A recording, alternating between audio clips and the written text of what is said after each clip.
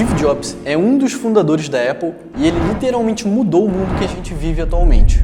A história dele criando uma empresa na garagem da casa dele serve de inspiração para praticamente todos os empreendedores. Mas existe uma história sobre ele que ainda não ficou muito bem clara. Em 1985, ele foi demitido da Apple 9 anos depois dele ter fundado a empresa. Tá despedido.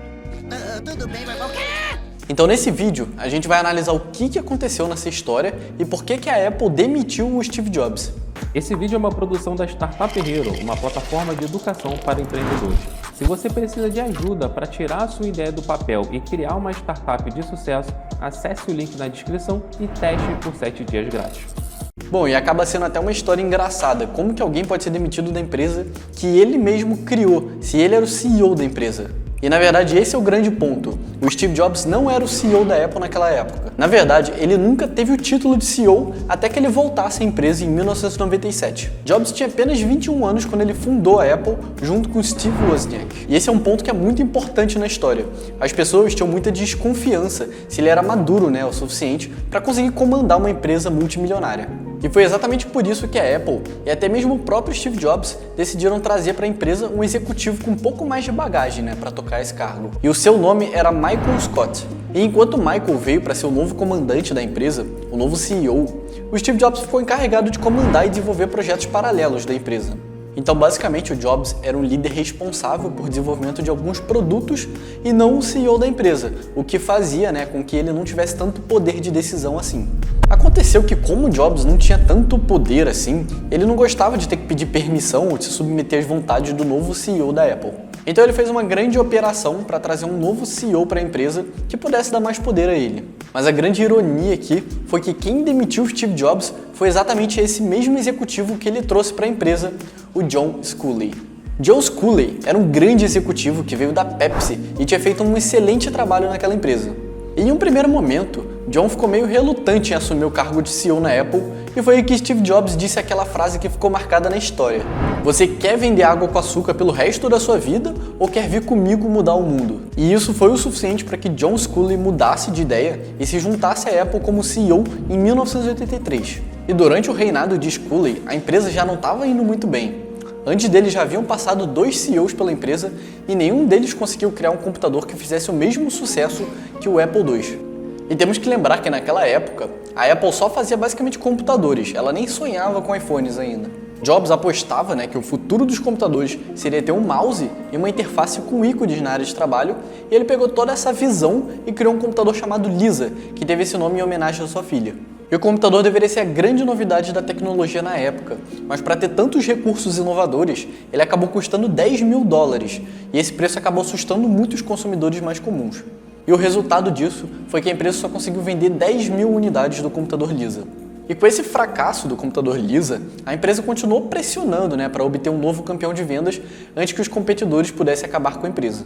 E foi nesse esforço de criar uma coisa nova que o Steve Jobs acabou se dedicando ao computador Macintosh. O Macintosh combinava o baixo custo de produção do Apple II com a tecnologia avançada do Lisa.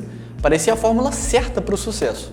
Mas o problema aqui é que existia um grande debate: o preço. De um lado, Steve Jobs queria que o computador fosse vendido a $2.000, o que seria uma grande concorrência contra grandes players como o IBM, que vendia computadores por $1.600. Só que o CEO da Apple na época, o John Sculley, discordava completamente disso. Ele disse para Jobs que o preço do Macintosh deveria ser de $2.500 para que eles pudessem recuperar todo o investimento feito em marketing e na produção do computador. Então eles acabaram travando uma enorme guerra sobre esse assunto durante meses. E isso não foi só o começo de uma batalha, mas também o fim da amizade que os dois possuíam. E o grande problema aqui é que o conselho de administração da Apple, que representava os seus acionistas, concordavam muito com a posição do Sculley. E acabou que Jobs foi vencido e o produto foi lançado no preço mais alto. Mas sabe o que aconteceu depois?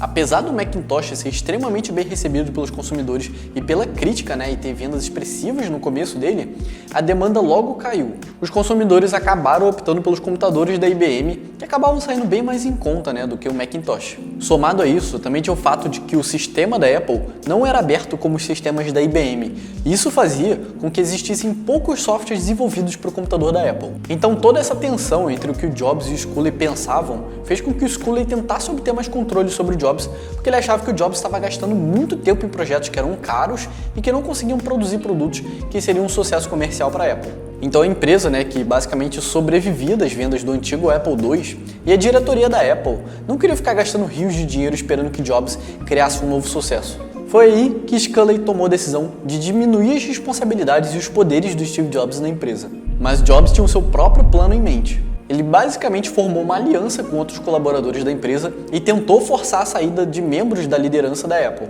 Mas isso basicamente foi tarde demais. O Sculley convocou uma reunião de emergência do conselho da empresa para tentar resolver a situação do Steve Jobs. E foi nessa reunião que o conselho comunicou a Steve Jobs que os seus poderes nas decisões da empresa seriam completamente removidos. Então eles basicamente disseram que ele poderia trabalhar em qualquer tecnologia que ele quisesse na empresa, mas ele não poderia liderar nenhum projeto e não teria nenhum funcionário embaixo dele. Jobs, obviamente, acabou não aceitando a situação e acabou forçando o conselho a votar em quem eles preferiam como líder da Apple, ou o Steve Jobs ou o Sculley. E foi aí que Jobs cometeu o seu grande erro.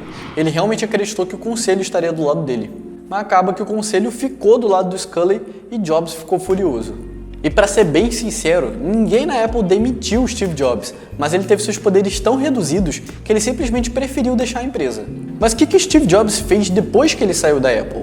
Bom, a primeira coisa que ele fez foi comprar uma pequena empresa de computação gráfica que pertencia a George Lucas, o criador da série Star Wars. Essa pequena empresa, que mais tarde passou a se chamar de Pixar, ela estava à beira da falência e Jobs pagou $5 milhões para George Lucas por ela.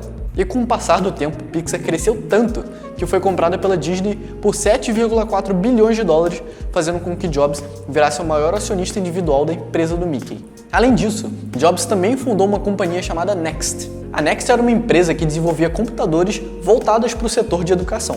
E a grande ironia dessa história foi que a Next criou um sistema operacional chamado Next Step, que chamou a atenção de ninguém menos do que a Apple. E em fevereiro de 97, a Apple comprou a Next por $429 milhões e fez com que Jobs voltasse para a empresa que ele criou. Só que dessa vez, mais maduro, mais experiente e ciente dos erros que ele e a própria Apple tinham cometido no passado. E foi só depois de todos esses conflitos, de toda essa história, que tivemos a sequência de sucesso da Apple, como o iMac, o iPod e o famoso iPhone. Bom, se você gostou dessa história cheia de altos e baixos de um dos maiores empreendedores do mundo, deixa o seu like nesse vídeo e se inscreve no canal. Aproveita e comenta aqui embaixo se você gostaria de ouvir a história de algum outro famoso empreendedor. Bom, por hoje é isso. O meu nome é Leonardo Machado, da Startup Hero, e a gente se vê no próximo vídeo.